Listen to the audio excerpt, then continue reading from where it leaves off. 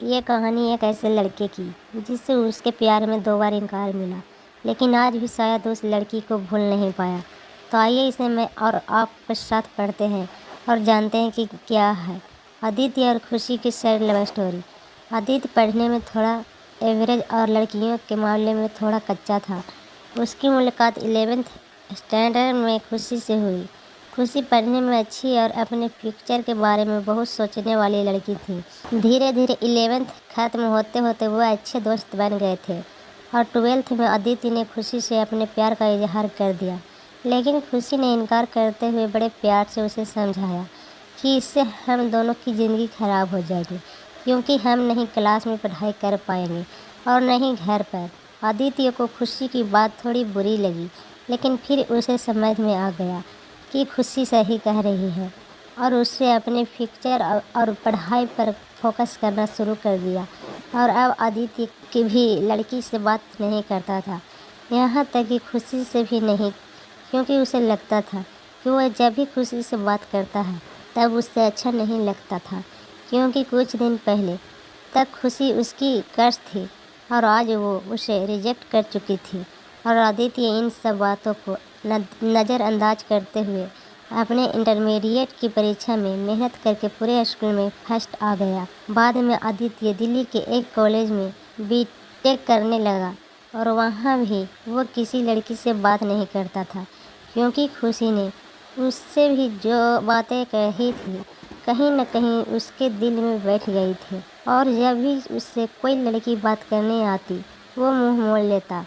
वो धीरे धीरे अपनी पढ़ाई और भी अच्छा होता गया और आखिरी में आते आते वो अपने कॉलेज में भी टॉप 10 की लिस्ट में आ गया और उसे कॉलेज से प्लेसमेंट भी मिल गई और वो जॉब करने फिर मुंबई चला गया। मुंबई एक बहुत ही बड़ा शहर है, जहाँ एक मोहल्ले के लोग दूसरे मोहल्ले वाले को नहीं जानते हैं। वही जब आदित्य ऑफिस गया तो उसे वहाँ खुशी दिखी, लेकिन अब खुशी के लिए उसके दिल में कोई जगह नहीं थी और इसलिए वो हर बार खुशी से छिपता रहता। इसलिए नहीं क्योंकि वो उससे नाराज़ था, बल्कि इसलिए क्योंकि वो फिर से खुशी की ज़िंदगी में नहीं आना चाहता था। लेकिन वो कहते हैं ना कि भगवान की मर्जी के आगे किसी की नहीं चलती। एक दिन ऑफिस के कैंटीन में खुशी ने आदित्य को देख लिया और उसके पास जाकर उससे बातें करने लगी। आदित्य के पास भी खुशी से बात करने के अलावा और कोई विकल्प नहीं था। दोनों के दिल में पिछले 4 सालों से जो भी दर्द था उन्होंने एक दूसरे को बताया और खूब सारी बातें की। खुशी ने उससे बिछड़े के बाद अपने सफ़र के बारे में बताया और आदित्य से उसके बारे में पूछा, जिसके बाद आदित्य को कहीं न कहीं लगने लगा था कि खुशी गलत नहीं थी और आदित्य को फिर से खुशी से प्यार हो जाता है। कुछ दिन बीतता है और दोनों की दोस्ती और भी गहरी हो जाती है और एक दिन अचानक आदित्य खुशी से बात करते करते उससे अपने प्यार का इजहार कर देता है, लेकिन खुशी फिर इनकार कर देती है। और जब आदित्य उसकी वजह से पूछता है तो वो बताती है कि उसकी शादी तय हो गई है और 1 महीने बाद वो ये जॉब छोड़ देगी।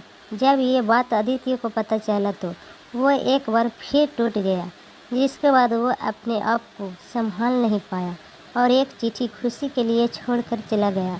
और खुशी उस खत को पढ़ती है जिसमें लिखा था, मेरी प्यारी खुशी, मैं तुमसे बहुत प्यार करता हूँ, लेकिन शायद तुम मेरी ज़िंदगी में नहीं हो, इसलिए तो मैं तुम्हें दो बार खोया है। कोई भी इंसान इतना बदनसीब कैसे हो सकता है कि अपने प्यार को 2 बार खोए। मैंने नहीं जानता कि मैं तुमसे दूर रह के जी पाऊँगा कि नहीं, लेकिन अगर तुम्हें किसी और से शादी करते देख लूँगा तो पक्का जी नहीं पाऊँगा। इसलिए मैं तुम्हें और इस शहर दोनों को छोड़ के जा रहा हूँ। शायद तुम मुझे भूल जाओ, लेकिन दूसरी बार मिलने के बाद मैं तुम्हें कभी नहीं भूल पाऊँगा। मैं भगवान से प्रार्थना करूँगा कि वो तुम्हें और तुम्हारे होने वाले पति को हमेशा खुश रखे। तुम्हारा प्यार, आदित्य। पढ़ने के बाद खुशी रोने लगी और आदित्य को बहुत ढूंढा पर वो कहीं भी नहीं मिला। और बाद में खुशी ने अपने परिवार की खुशी के लिए अभिषेक से शादी कर ली, लेकिन खुशी को आज भी ये बात हमेशा सताती रहती है कि आदित्य कहाँ होगा, किस हाल में होगा। यहाँ तक तो उसे भी नहीं पता कि आदित्य जिंदा भी है या नहीं। एक तरफ खुशी अंदर ही अंदर घुटती रहती है, लेकिन दूसरी तरफ वो एक परफेक्ट बहू, परफेक्ट पत्नी और परफेक्ट माँ भी है, जिसे उसके परिवार वाले हमेशा प्यार करते हैं और हमेशा प्यार करते रहेंगे। हमें ये तो नहीं पता कि खुशी ने 12th स्टैंडर्ड में या जॉब टाइम पर आदित्य को ठुकराया कि गलत किया या सही, लेकिन आदित्य ने यह साबित कर दिया कि वो खुशी से सच्चा प्यार करता था। और इस बात का एहसास शायद अब खुशी को भी हो चुका था, और इसलिए शायद आज तक खुशी अपने आप को माफ़ नहीं कर पाई।